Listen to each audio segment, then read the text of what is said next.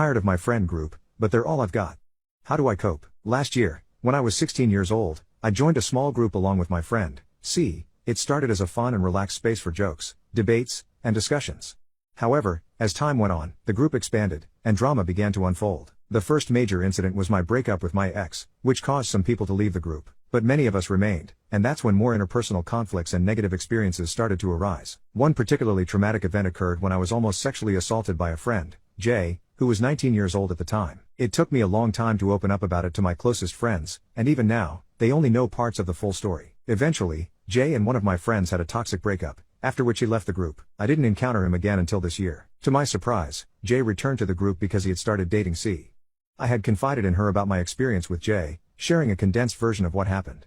I believed she would understand, as she had previously claimed to have gone through a similar situation with another friend, but my belief in her support shattered when I saw her and her joking around as if they were good friends, even laughing about an incident where he had slapped her on the behind. It seemed clear that she didn't fully believe or support me. When I confronted her about dating Jay, she dismissed my concerns, claiming that what he did wasn't that bad and that I should try to be happy for her. Against my better judgment, I tried to be friendly towards Jay, engaging in conversations with him to address my discomfort with his past actions. I even allowed him to hang out in our group's usual spot without causing any trouble. Surprisingly, everyone seemed to accept him without questioning his behavior or considering whether I felt comfortable with his presence.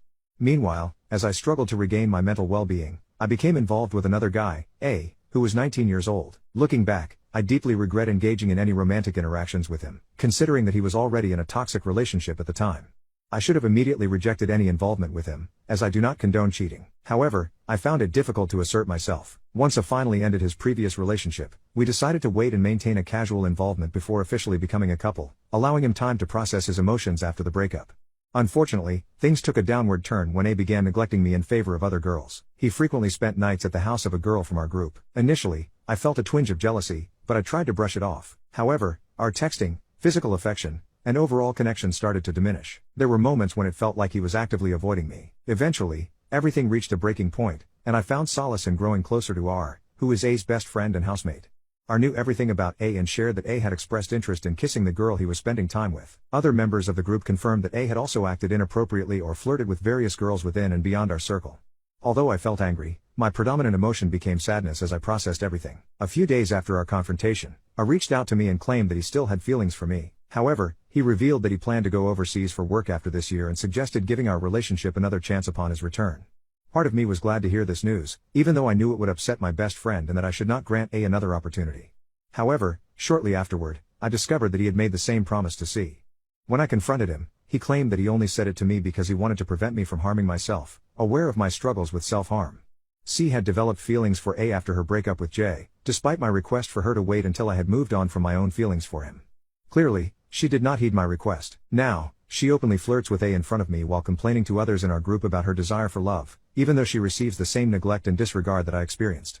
To add insult to injury, I recently discovered that C had stolen my lip gloss during the first week of the new school term. She lied about it repeatedly, changing her story each time. Initially, she claimed her mother gave it to her, then she said she found it among her mother's possessions. Later, she said she discovered it on the stairs at the school entrance, and to someone else, she claimed to have found it on the grass. It seemed contradictory, especially for someone who claims to be germaphobic. I witnessed her using my lip gloss in front of me, which made it even more difficult to understand why she would use a random lip gloss that she allegedly found. During our argument, C deflected by bringing up her difficult home life, which shares some similarities with mine except for the types of abuse and mental health struggles. I ended up apologizing for escalating the conflict over lip gloss, but it still bothers me. This is not the entirety of the drama within the group, these are merely the issues that directly involve me. I am exhausted from constantly being surrounded by chaos and drama. I am tired of people gossiping about each other behind their backs, and I'm weary of bearing the responsibility of checking on everyone's well-being and continually resolving conflicts.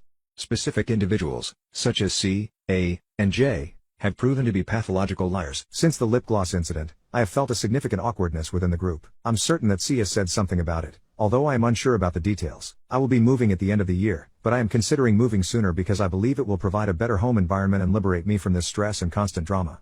It will be an opportunity to start fresh, leaving behind these burdens and beginning a new chapter of my life.